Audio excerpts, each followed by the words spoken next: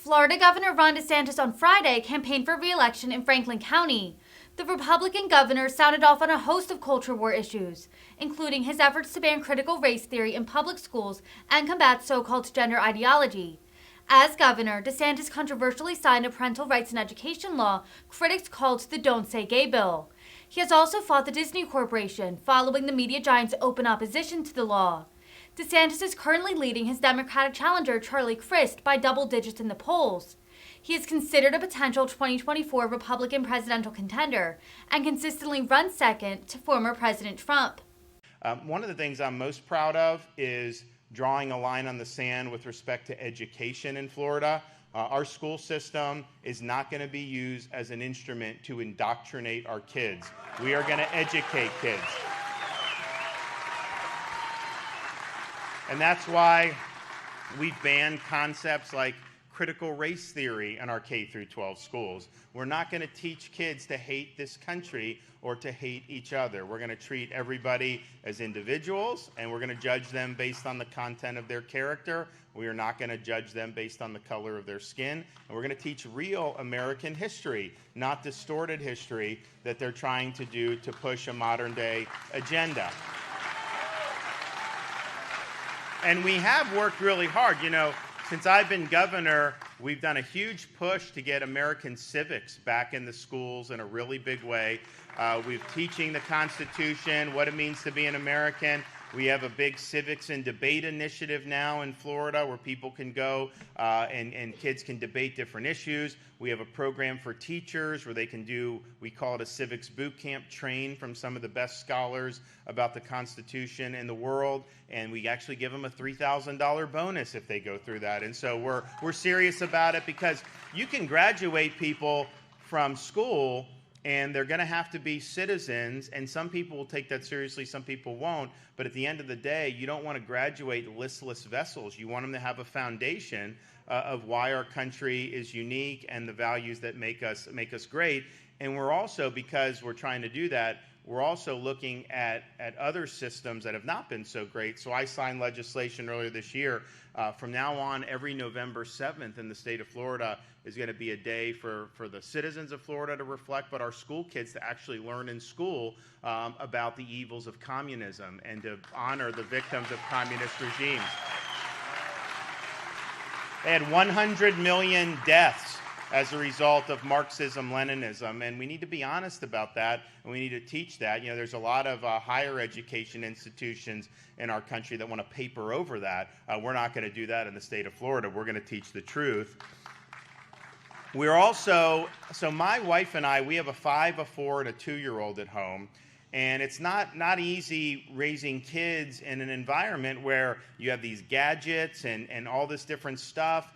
And, you know, our view is as a parent, you should be able to send your kid to school, watch cartoons, just be kids without having some agenda shoved down their throat. And that means when you're in elementary school, it's inappropriate to be having in the curriculum concepts about sexuality, gender theory, and all these other things. And so we had to take a stand for that. We had to take a stand for that, and you know, we got attacked by the left, we got attacked by the media, we even got attacked by Disney Corporation. But you know, I was, and a lot of people thought, and honestly, it was not a dumb thing. You know, the left pressures corporations, the corporations come out, and we have had Republicans that will cave to corporate pressure. And so a lot of people thought if Disney got involved, then that would make it very difficult for me to sign this legislation. Well, I don't answer to a woke corporation based in Burbank, California. Thank you very much. So we signed the legislation, protect parents, protect students, and you know, Disney said, well, we're going to work to repeal it and repeal parents' rights. And I'm like, you know what? This is just ridiculous. And so you may be free as a corporation to do that, but you should not be able to get that subsidized, that activism subsidized by the state of Florida. And they have been getting major preferential treatment for decades in Florida. They have their own government in Central Florida. They're exempt from laws that their competitors have to follow, and they get big tax breaks. So what we said is, we're going to take action. You're free to indulge in that. I think it's wrong, but you're free to indulge in that, but not on our dime. And so now, because we acted with the legislature, Disney's no longer going to have its own government. They're going to live under the same laws as everybody else, and they are going to pay their fair share of taxes in the state of Florida.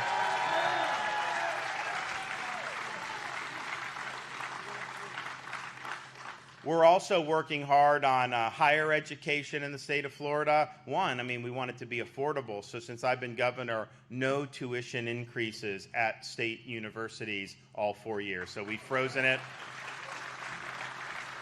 We've also said for tenured professors, you don't just get tenure and then have a lifetime job guaranteed regardless of performance. So now every 5 years, all tenured professors have to undergo review, and they can be let go if they're not doing a good job.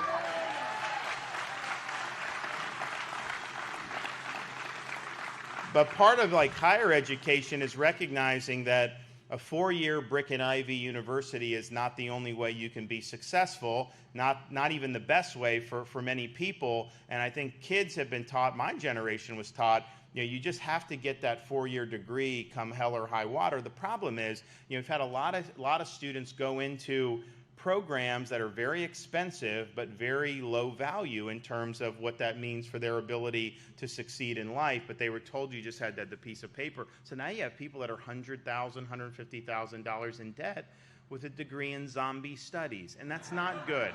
So I'm about, the university, if it's affordable, and it's something that you're not going to mortgage your future on. But I also know, if you do, there's a lot of workforce education, a lot of skilled trades, a lot of these things right now. If you go into that, you are going to do very, very well. I mean, Walmart will pay new truck drivers $110,000 right off the top. You look at people that are studied in HVAC and electrical and welding, they make very, very good money. And, the thing is, in a growing state, you get those skills. A lot of these guys can start their own businesses after a few years, and then they're able to make a lot more. And so all we're saying is there's multiple pathways. We want to expand opportunities, so we've expanded apprenticeships. We've done a lot to do that. We've done in North Florida, we've done a lot of truck driving expansion. We used to produce, I think, 800 truck drivers a year. Now, because of what we've done with our investment, we're going to be producing 3,500 truck drivers a year in Florida.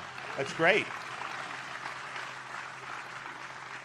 So we've got to do that, and we need to make sure that people understand that. I also think if you just look around what's going on with our country, we are battling something that I call the woke mind virus. And you see it in some of the stuff we've had to deal with, say, like gender ideology in elementary school. You also have seen it in, we had to do a bill to protect women's sports in the state of Florida. Basically saying, look, you can't do the men's team for 3 years and then switch to the women's, and what, you win the championship? Even though these women have been working hard and doing that. And so we're not going to let that happen in Florida. We're going to protect the integrity of women's sports, and so we've done that, and we're happy to do that. And we also have been working on this through the State Board of Medicine, and they just came out and approved today. And it's sad that you even have to be discussing this, but there's been a movement in recent years to perform sex change operations on minors. And these are people who, you have kids, they go through a lot when they're teenagers, okay? And they will be diagnosed, quote unquote, and people will be telling them that the cure is to change your gender through surgery. And the problem is, a lot of these issues resolve themselves by the time they become adults. So we have had a lot of adults who have come and supported what we're doing to say that's not going to happen in Florida, who went through that when they were minors, and now they regret it very much. And so they're sounding the alarm that this is ideology taking over medicine. This is not evidence-based, and we can't let that happen. So the Board of Medicine just said, we're not allowing minors to have this in Florida, and if doctors are performing it, we are yanking your medical license.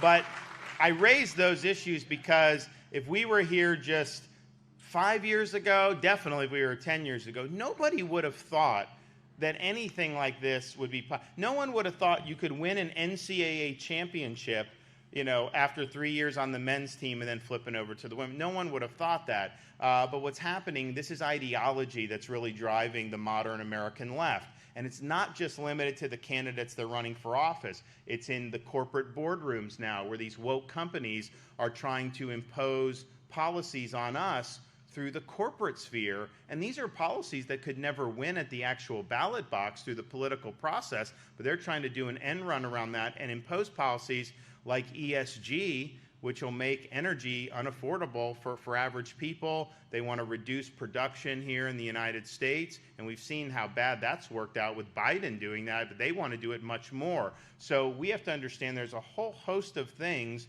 beyond just the elections that can threaten your freedoms. And so that's one of the reasons we stood up against Disney. That's one of the reasons we've had our pension fund not be allowed to do any investing with ESG. We want to make sure our state fund is focusing on best returns. Because I think that, we were down in West Palm Beach last night. We did a town hall with Sean Hannity on Fox. And I had the First Lady there with me on a segment have you seen her commercial, by the way? Very good job. We obviously, when you think in these campaigns, you think about kind of the messages you want, and we definitely wanted her doing one, and she wanted to do it. And so she was working on kind of what she's going to say. She's like, I need you to review this. I'm like, why? She's like, I just want to make sure you're okay with it. I was like, no, I'm not reviewing. I trust you. You do what you think is going to work. You think what you believe and what you want to say, you say it. Don't run it by me. Do it, and I trust you. It'll be very, very good. So she went, and she did have a script, but what happened was because when you do one of these shoots, you've got all these people milling around. So she basically just said, all right, the cameraman there, everybody else out of the room, and she threw the script away, and she just did it and spoke from the heart. And that's why it's been effective. So she was there with me. She was talking about that. By the way, when Hurricane Ian came through, she immediately, actually even before Ian actually hit, she had already launched this Florida Disaster Fund, which has raised over $50 million for the storm victims. So it's really good.